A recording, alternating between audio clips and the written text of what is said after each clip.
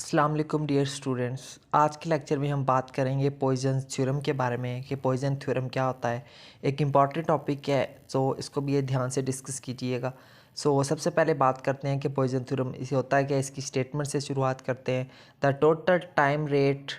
total time rate of evaluation of any dynamical variable f which is the function of qi pi and t is given by, यानी कि इस चीज़ के बराबर होता है। और ये जो मैथमेटिकल फॉर्म आपको नज़र आ रही है इसको हम क्या कहते हैं, पॉइजन्स थ्योरम कहते हैं। ठीक है, ये वाली जो मैथमेटिकल फॉर्म है ये हमारे पास क्या है, D F over D T is equal to partial F over partial T plus Poisson bracket of F and H. ठीक है, तो इस चीज़ को इस तरह के यानी कि जो इक्वेशन है हमारे पास या फिर इस तरह का कोई फंक्शन है उसको हम कहते हैं पॉइजन्स थ्योरम। इसको अब हमने प्रूव करना है कि हम इसको इसी मैथमेटिकल फॉर्म को अब हमने प्रूव करना है। ठीक है, प्रूव हम स्टार्ट करते हैं। Since we know that D over D T of, यानी कि कोई भी अगर हमारे पास एक फंक्शन, ये जो फंक्शन है ठीक है, इसका जो अगर हम डेरिवेटिव ले लेंगे तो वो हमारे पास किस चीज़ के बराबर आ जाएगा, इस चीज़ के बराबर आ जाएगा। ठीक है, आई थिंक अब ये चीज़ एक्सप्लेन करने की ज़रूरत नहीं है, चलो एक दफ़ा बता देते हैं।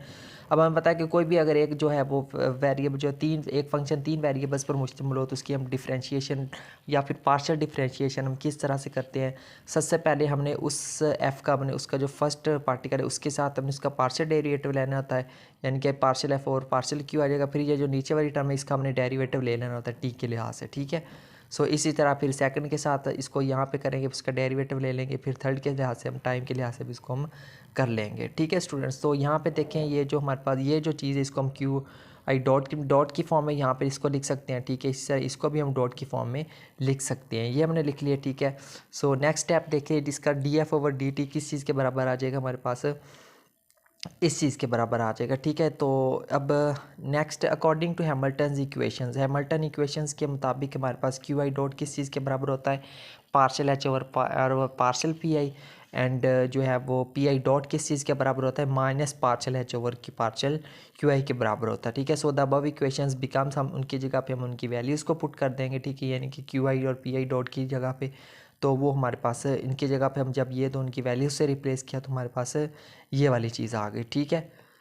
यहाँ पर देखिए प्लस है, इस माइनस की वजह से यहाँ पर भी क्या आएगा, हमारे पास माइनस आ जाएगा, ये आ गया। ठीक है, अब यहाँ पर देखिए हमारे पास ये जो चीज़ है, देखिए बेसिकली ये चीज़ हमारे पास क्या है, ये बेसिकली हमारे पास एक देखिए अगर आप गौर करें तो देखिए ऊपर हमारे पास देखिए दो सेम फंक्शन आ रहे हैं, एफ और एच आ रहे हैं। ठीक है, नीचे देखिए पहले क्यू आई पी आई आ रहा है, फिर पी आई क्यू आ रहा है। तो ये हमारे पास क्या है, साफ सी बात है, पॉइजन ब्रैकेट है जो कि हमारे पास ओपन फॉर्म में यहाँ पे लिखी हुई है। ठीक है, तो इसको हम क्लोज करके लिख सकते हैं, एफ और एच की फॉर्म है। ठीक है, तो सिंपल है ये, तो ये प्लस हमारे पास क्या आ जाएगा, ये वाला फंक्शन आ जाएगा। ठीक है, तो देखिए हमारे पास वही चीज़ आ नहीं चुकी जो हमने प्रूव करनी थी। तो यही था हमारा स्टूडेंट्स आज छोटा सा लेक्चर था, बिल्कुल बहुत आसान मेथड की यहाँ पे हमने इसको एक्सप्लेन किया है, यानी कि लिखा हुआ है, इसको आप स्टेप वाइज लिख सकते हैं, नोट कर सकते हैं। तो यहाँ तक आपका मेन टॉपिक बनता है, आपने यहाँ पे हमने इसको प्रूव कर लिया, लेकिन मज़ीद कुछ चीज़ें इसमें डिस्कस कर लेते हैं एमसीक्यूज़ के लिहाज से। ठीक है, if F is constant of motion then D F over D T is equal to 0, यानी कि अगर हमारे पास जो फोर्स है अगर ये कांस्टेंट हो तो फिर हमारे पास ये जो टर्म है ये किस चीज़ के बराबर होती है, 0 के बराबर आ जाएगी। तो ये इक्वेशन हमारे पास क्या आ जाएगी, इस चीज़ के बराबर आ जाएगी, यानी कि 0 के बराबर होगी। If F does not contain time explicitly, अगर जो एफ जो फंक्शन है हमारे पास अगर ये टाइम को एक्सप्लिसिटली कंटेन ना करता हो तो फिर डेफिनेटली हमारे पास ये जो चीज़ है ये किस चीज़ के बराबर होगी, 0 के बराबर होगी। ठीक है, जब इसकी जगह पर भी 0 आ जाएगा तो फिर ये फिर हमारे पास कौन सी चीज़ रह जाएगी, ये चीज़ रह जाएगी। ठीक है, तो यहाँ पर हमने 2 से 3 MCQs बन सकते हैं, यानी कि अगर हमारे पास फोर्स जो है वो कांस्टेंट हो तो फिर हमारे पास इक्वेशन क्या होती है, ये चीज़ वो होती है।